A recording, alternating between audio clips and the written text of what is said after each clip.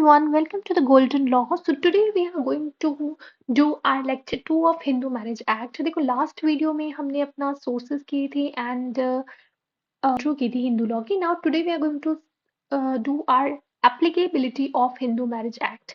तो without wasting any time let's start with the video. देखो अभी एप्लीकेबिलिटी करने से पहले हम थोड़ा सा एक बार देख लेते हैं हिंदू मैरिज एक्ट की और चीजें. ठीक है. So now we have is Hindu marriage act. तो अभी थोड़ी सी पहले इंट्रो देख लेते हैं और उसके बाद एप्लीकेशन में. ठीक है. तो हिंदू मैरिज एक्ट जो है हमारे एक्ट का टाइटल है हिंदू मैरिज एक्ट 1955.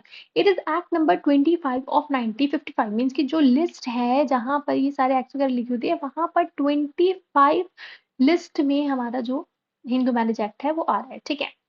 नाउ इसकी एनफोर्समेंट डेट है 18 मई 1955. देखो नॉर्मली यहाँ पर एनैक्टमेंट डेट लिखी होती है लेकिन इसका जो एक्ट है ये enforce and enact same day पे हुआ है. तो we have 18 May 1955 for both as enforcement and enactment day of this act.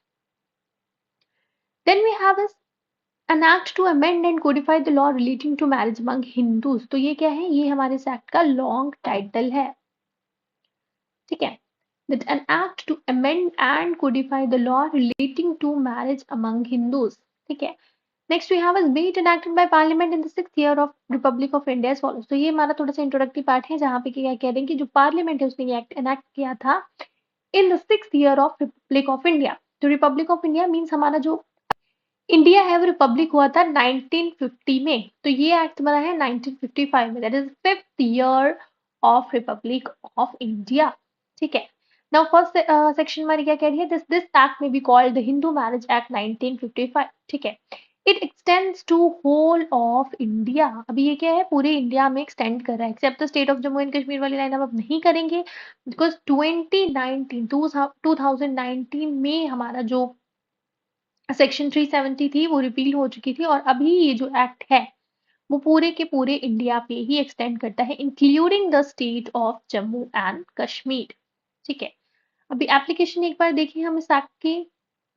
ये जो एक्ट है ये हमारा अप्लाई होता है to any person who is Hindu by religion. तो कोई भी पर्सन जो बाय रिलीजन हिंदू है उस पे ये एक्ट अप्लाई होगा. To any of its forms or developments, including a Virishaiva, a Lingyat, or a follower of Brahmo, Pratna और आर्य समाज. तो जो ये इन सब के फॉलोअर्स हैं लिंगियत का, ब्रह्मो समाज का, आर्य समाज का, वो सब ही बाय रिलीजन हिंदू में ही इंक्लूड होते हैं.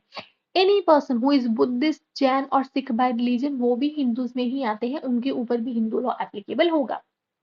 Then to any person domiciled in the territories to which this act extends. मतलब अगर कोई भी पर्सन इंडिया में डोमिसाइल कर रहा है एंड वो मुस्लिम, क्रिश्चियन या फिर ज्यू नहीं है तो उसके ऊपर भी ये जो एक्ट है ये अप्लाई होता है अनलेस इट इज प्रूव्ड कि वो पर्सन जो है वो बाय हिंदू लॉ गवर्न नहीं किया जा रहा.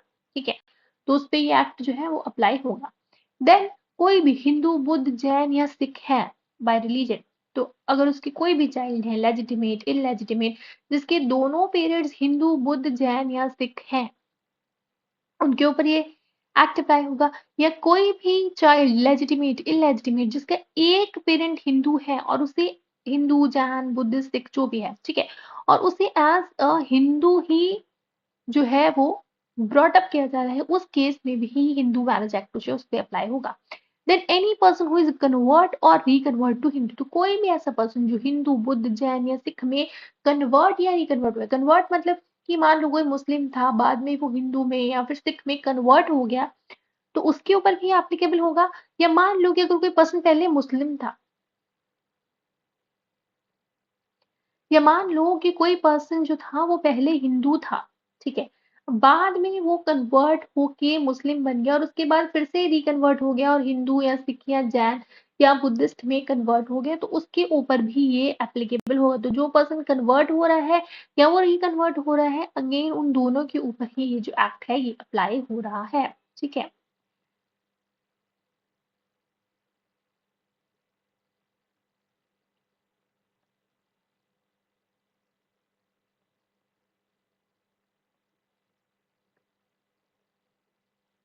तो यहाँ से एक बार अगर देखें तो एप्लीकेशन किस पे है, कोई भी पर्सन जो बाय रिलीजन हिंदू है, ठीक है, इंक्लूडिंग लिंगायत, आर्य समाज, वीरशैव, ब्रह्मो समाज, उन सब पे ये एक्ट अप्लाई होगा। एंड एनी पर्सन जो बुद्ध है, जैन है, सिख है, उनके ऊपर भी ये एक्ट जो है अप्लाई होता है। देन बाय बर्थ कोई भी लेजिटिमेट इलेजिटिमेट चिल्ड्रन है अगर किसी का जिसके दोनों पेरेंट्स हिंदू हैं, तो उसके ऊपर भी हिंदू मैरिज एक्ट अप्लाई होता है।